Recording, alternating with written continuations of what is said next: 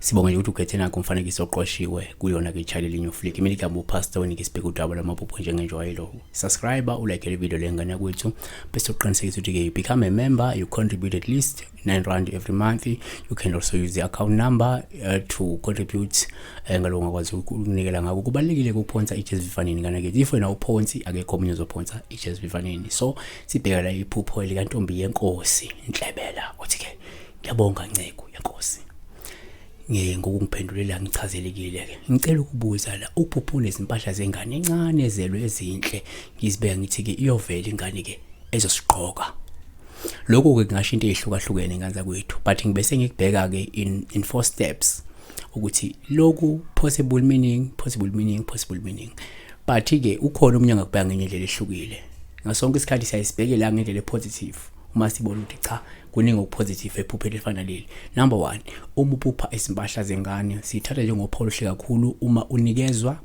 noma usithenga noma ke ungathiwa mhlawumbe uyasibona ke lolu phawu lusho impumelelo futhi lingasho isinyathelo esidingekayo sokulungiselela into ezokulethela injabulo esikhathini esizayo.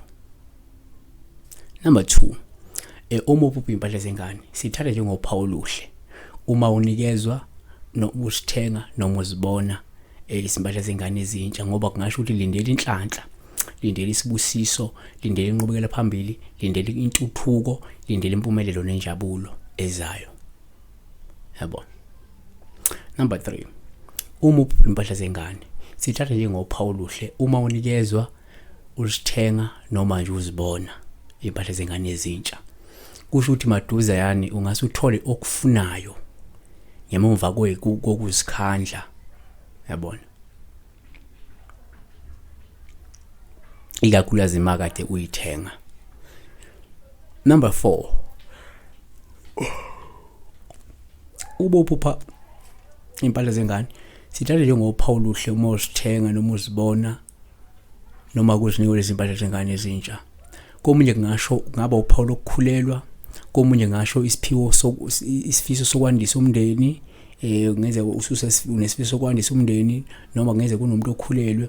Kwesinye isikhathi kungasho mhlawumbe isidingo sokuthi ugqokise mhlawumbe ingane ongenzeka yaphuphuma noma kungenzeka yashona isencane isikhathini esendlule.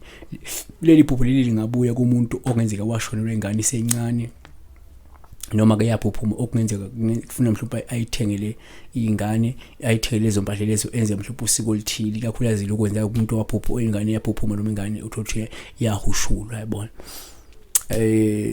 Kwesinye isikhathi ngasho nje ukuthi khona okukhulelwe noma wena unesifiso nje sokuthi ke ube nengane yabona. Siyabonga ke uNkulunkulu akakulonde, uNkulunkulu akubusise. Subscribe ulike le video and become a member. Unganikela ke ngemali nge-R9 ngenyanga as a paying member. You can also use the account number to contribute ngaloko ngazo contribute ngakhona. UNkulunkulu kulonde kusenza amalungiselelo.